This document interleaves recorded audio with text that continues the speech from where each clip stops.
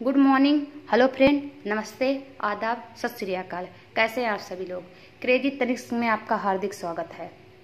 I hope आप लोग बहुत ही अच्छे होंगे, खुश होंगे और मैं आशा करती हूँ, दुआ करती हूँ, कामना करती हूँ आपका परिवार भी बहुत ही खुश हो और बहुत ही अच्छे से उनकी ज़िंदगी जो है निर्वाह हो।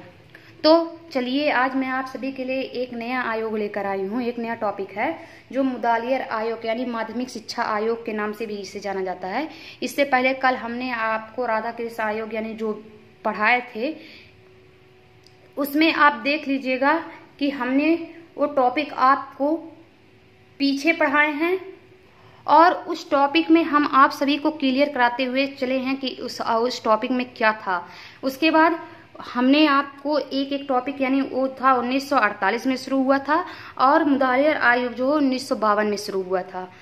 तो ये आयोग हम जो है आप लोगों को एक एक टॉपिक पूरा क्लियर कवर करवाते हुए चल रहे हैं, ना कहीं से छोड़ रहे हैं, ना कभी उम्मीद है कि आप लोगों का कोई टॉपिक छूटे, क्योंकि हम उम्मीद यही करते हैं कि आप लोगों का हर टॉपिक अच्छा हो, बेस्ट हो और बहुत ही इजी लैंग्वेज अपना खुद का नोट्स है आप लोगों के समक्ष बनाती हूँ। जबकि बहुत ही गर्मी, अब मौसम जो है चेंज हुआ है, बहुत ही गर्मी पड़ रही है, फिर भी आप लोगों के लिए एक अच्छी सी टॉपिक और सरल इजी लैंग्वेज में लेकर आई हूँ। तो सबसे पहले मुदालियर आयोग क्या था इसके बारे में जानते हैं। मुदालियर आयोग को जो माध्यमिक शिक्षा आयोग भी कहा जाता है, ये माध्यमिक शिक्षा के जांच करने के लिए बनाया गया था। यानी आप माध्यमिक शिक्षा के सभी पक्षों को जांच कीजिए और एक रिपोर्ट तैयार कीजिए। और इस आयोग में पाठ्यक्रम की विविधता यानी पाठ्यक्रम में विविधता लाने के लिए एक माध्यमिक स्तर जोड़ने को त्रिस्तरीय स्नातक पाठ्यक्रम शुरू किया गया था। मुदालियर आयोग जो है माध्यमिक शिक्षा, इस आयोग को जो है लक्ष्मण स्वामी मुदालियर की अध्यक्षता में शुरू हुई थी। तो इसमें जो है माध्यमिक शिक्षा की सभी पक्षों की जांच करना और माध्यमिक शिक्षा के प्रति जो इन्होंने क्या उद्देश्य बनाए हैं और क्या गुण थे और क्या दोष थे, इन सभी के बारे में आइए चलते हैं, देखते हैं कि क्या है इस आयोग में। मुदालियर आयोग माध्यमिक शिक्षा आयोग 1952। सन 1948 में केंद्रीय शिक्षा सलाहकार ने भारत के समक्ष माध्यमिक शिक्षा जांच के लिए एक आयोग की नियुक्ति का विचार प्रस्तुत किया था। यानी सन 1948 में केंद्रीय शिक्षा सलाहकार ने भारत सरकार के समक्ष यानी भारत सरकार के समक्ष माध्यमिक शिक्षा की जांच करने के लिए कि अब सरकार से ये कहा कि हमें आप माध्यमिक शिक्षा की जांच करने के लिए एक ऐसे आयोग की नियुक्ति कीजिए जिसे माध्यमिक शिक्षा की सभी पक्षों की जांच हो। तो ये आयोग जो आया था इसे मुदालियर आयोग के नाम से जानते हैं, ठीक है। जिसके फलस्वरूप 23 सितंबर 1952 को डॉक्टर लक्ष्मण स्वामी मुदालियर की अध्यक्षता में माध्यमिक शिक्षा की नियुक्ति की गई, जिससे मुदालियर आयोग कहते हैं। यानी डॉक्टर लक्ष्मण स्वामी थे, उन्होंने इसकी अध्यक्षता की और उन्हीं के अध्यक्षता से माध्यमिक शिक्षा की नियुक्ति की गई, जिसे मुदालियर आयोग के नाम से जाना जाता है। इस आयोग का सुझाव था कि भारत के तत्कालीन माध्यमिक शिक्षा के सभी पक्षों की जांच करना एवं उनके विषय में रिपोर्ट तैयार करना। यानी इस आयोग ने कहा कि जो भारत यानी हमारे भारत के तत्कालीन माध्यमिक शिक्षा जो चल रहे हैं, कैसे यानी माध्यमिक शिक्षा में क्या क्या बदलाव है, क्या क्या लाना चाहिए, कैसे कैसे जो समस्याएं उत्पन्न हो रही हैं, आप उन समस्याओं को दूर करने के लिए आप माध्यमिक शिक्षा के सभी पक्षों की जांच कीजिए और एक रिपोर्ट की एक कमेटी तैयार कीजिए, उसके बारे में एक हमें रिपोर्ट दीजिए। इस आयोग ने पाठ्यक्रम में विविधता लाने एवं माध्यमिक स्तर जोड़ने तथा त्रिस्तरीय स्नातक पाठ्यक्रम शुरू करने इत्यादि की सिफारिश की। यानी जो ये आयोग आया था, इन्होंने पाठ्यक्रम में भी यानी पाठ्यक्रम में आप विभिन्न यानी विविधताएं लाइए और एक माध्यमिक स्तर जोड़िए। माध्यमिक स्तर ऐसा विविधता लाइए कि आप एक माध्यमिक स्तर जोड़िए और त्रिस्तरीय स्नातक पाठ्यक्रम शुरू करने की भी सिफारिश की। इन्होंने कहा कि त्रिस्तरीय स्नातक पाठ्यक्रम शुरू कीजिए, यानी त्रिस्तरीय पाठ्यक्रम आप शुरू कीजिए इस आयोग के अनुसार। उसके बाद देखिए मुदालियर शिक्षा आयोग के उद्देश्य क्या क्या थे। मानवीय गुणों का विकास, यानी आप मानवीय गुणों का विकास, जो मानव के गुण पाए जाते हैं उनका विकास कीजिए। आदर्श नागरिक तैयार कीजिए, यानी भारत में जो है एक आदर्श नागरिक के रूप में आप तैयार कीजिए। भारत की तत्कालीन माध्यमिक शिक्षा की स्थिति का अध्ययन करके उस पर प्रकाश डालना, यानी जो भारत में जो तत्कालीन माध्यमिक शिक्षा चल रही थी, जो उसका अध्ययन करने पर एक प्रकाश डाल, यानी माध्यमिक शिक्षा के सभी पक्षों की जांच जवाब कर लेंगे और तत्कालीन माध्यमिक शिक्षा की स्थिति में क्या सुधार करना है, कैसे करना है, उस पर आप प्रकाश डालिए। उसके बाद क्या है, माध्यमिक शिक्षा का प्राथमिक, बेसिक तथा उच्च शिक्षा के संबंध में, यानी माध्यमिक शिक्षा, प्राथमिक शिक्षा, बेसिक शिक्षा तथा उच्च शिक्षा के संबंध में इन्होंने बात की थी। ठीक है। उसके बाद क्या था, विभिन्न प्रकार के माध्यमिक विद्यालयों का पारस्परिक संबंध, यानी आप विभिन्न प्रकार के जो माध्यमिक विद्यालय हैं उनमें एक दूसरे से आप कांटेक्ट रखिए, एक दूसरे पारस्परिक संबंध रखिए कि उसमें क्या चल रहा है, कैसे पढ़ाई हो रही है, किस हिसाब से उसमें उन्नति हो रही है, आप इन सभी के बारे में आप जानकारी रखिए। एक दूसरे से कांटेक्ट रखें तो शिक्षा के प्रति जो विचार है, शिक्षा के प्रति जो जानकारी है, वो एक दूसरे से कांटेक्ट रहने की वजह से आप लोगों के माध्यम से देश का भी विकास होगा और शिक्षा का स्तर भी ऊंचा रहेगा। उसके बाद देखिए, माध्यमिक शिक्षा से संबंधित अन्य समस्याएं, यानी जो माध्यमिक शिक्षा से संबंधित अन्य समस्याएं आ रही है उसका, इनका उद्देश्य क्या था, माध्यमिक शिक्षा से संबंधित अन्य समस्या जो आ रही है उनको आप दूर कीजिए। कैसे, जब आप सारी समस्याओं को पता लगाएंगे, आप जांच करेंगे, एक रिपोर्ट तैयार करेंगे, कमेटी बैठाएंगे लोगों से और रिपोर्ट तैयार करेंगे, तो उससे क्या है, जो समस्याएं हैं वो दूर हो जाएंगी और अन्य समस्याएं उत्पन्न नहीं होगी। उससे हमारे देश के लिए हितकर होगी और शिक्षा में सुधार भी उत्पन्न होगा। इनका ये सुझाव था। और देखिए इनके क्या क्या गुण हैं। आयोग के गुण, गतिविधि आधारित शिक्षा, यानी जो है गतिविधि आधारित शिक्षा होनी चाहिए। इसका गुण था कि जो आयोग आया था, इन्होंने गतिविधि आधारित शिक्षा लाने का प्रयास किया था। कृषि शिक्षा पर तनाव, यानी कृषि शिक्षा पर जो तनाव उनसे मुक्त हो, इनका ये गुण था कि कृषि शिक्षा पे जो तनाव है उसमें क्या सुधार की। जब सुधार करने की बात इन्होंने कहे थे कि जांच होगी और जांच से जो सुधार होगी, इससे जो है हमारे देश के लिए हितकर होगी और हमारे देश की शिक्षा में सुधार होगी। तो कृषि पर भी जोर दिया जाएगा। उससे जो कृषक हैं उनको जो तनाव मिल रही है उससे वो पीड़ा नहीं मिलेगी, वो दूर होगी। जब उनको जानकारी होगी कि हमें कृषि के बारे में कैसे, किस क्षेत्र में आगे बढ़ना है, कैसे इसमें क्या दवा डालना है, क्या खाद डालना है, तो उससे क्या उनका तनाव जो रहेगा धीरे धीरे जो है दूर होता चला जाएगा। उसके बाद क्या है, माध्यमिक शिक्षा के उद्देश्यों की चर्चा, यानी माध्यमिक शिक्षा के जो उद्देश्य हैं, माध्यमिक शिक्षा में जो विस्तार हैं उन पे चर्चा कीजिए।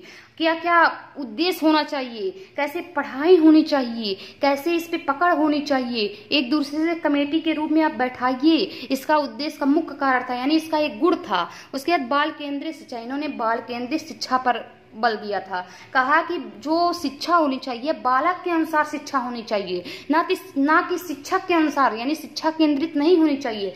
बाल केंद्रित शिक्षा की व्यवस्था कीजिए, बालक के अनुसार सिलेबस की व्यवस्था कीजिए, बालक के ऊपर बोझ मत डालिए। जब बालक के अनुसार आप चलेंगे तो उस पर जो है पकड़ जो होगी आप लोगों की और इस शिक्षा की, यानी माध्यमिक शिक्षा आयोग की, ये मजबूत होगी और देश के लिए हितकर होगी, सुधार भी होगी। उसके बाद देखिए शिक्षक के वेतन और स्थिति में सुधार, यानी इनका गुण था, इन्होंने शिक्षक पे भी बल दिए थे, उनके वेतन के बारे में और उन शिक्षक के स्थिति के सुधारने के बारे में बात की थी। कि किसने, मुदालियर शिक्षा आयोग ने।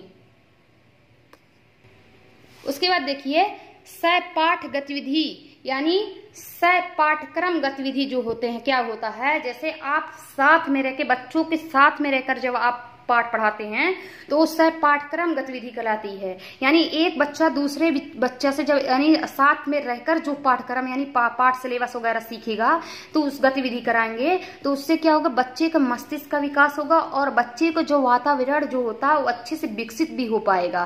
कैसे, जैसे कि एक क्लास में कुछ बच्चे जो होते हैं अलग टाइप में होते हैं, कुछ बच्चे अलग टाइप में होते हैं, सबके घर का वातावरण अलग होता है, सबके घर का रहन सहन अलग होता है। तो उससे क्या होता है, जब आप क्लास में बच्चा आ रहा है तो उसको साथ साथ में रहकर, सभी के साथ में पाठ्यक्रम पढ़ाइए और कोई गतिविधि कराइए। जैसे कि कोई आप नाटक करवा दीजिए, कोई आप साथ में 4 बच्चों को लेकर, 10 बच्चों को लेकर, और एक दूसरे से जब वो घुलेंगे मिलेंगे और साथ में पाठ्यक्रम को पढ़ेंगे तो उनका विकास होगा, और उनका विकास होगा तो देश का विकास होगा।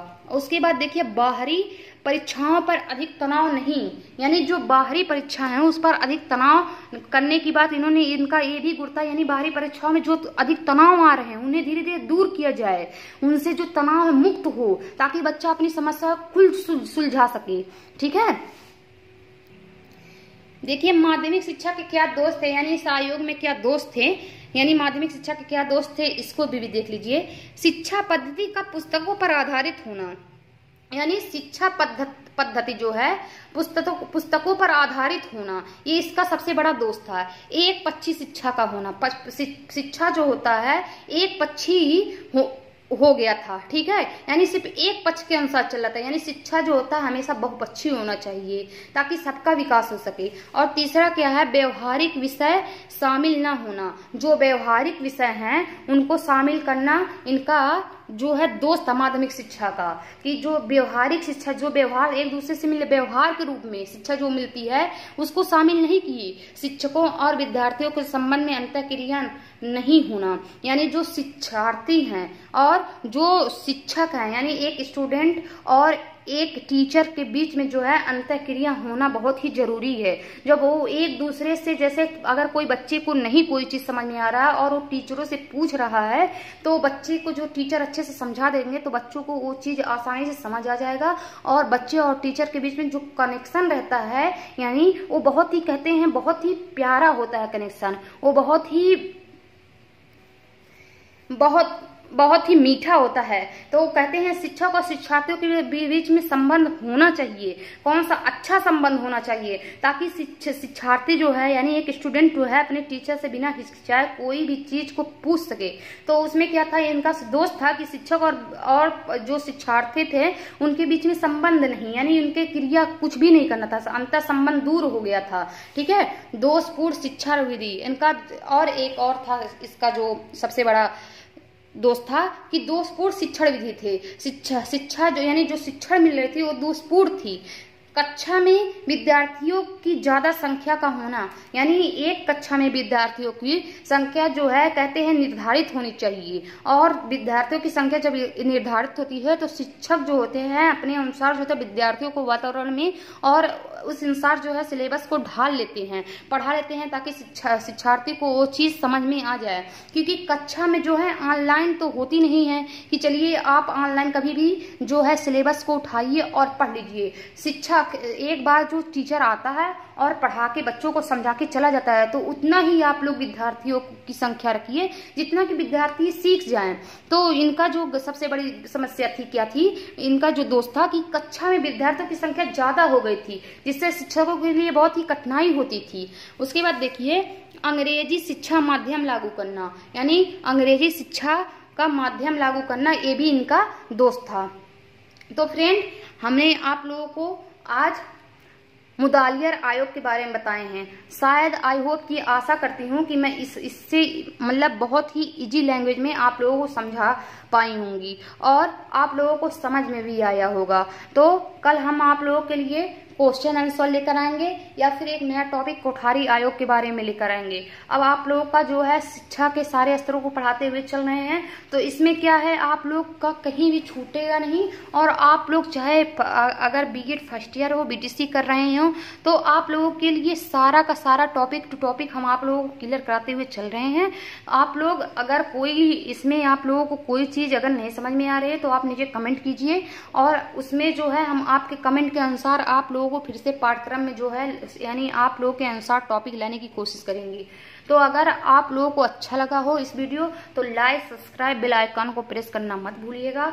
और अगर सबसे पहले आप इस वीडियो को देख रहे हैं तो आप लोगों को तहे दिल से धन्यवाद। जय हिंद, जय भारत।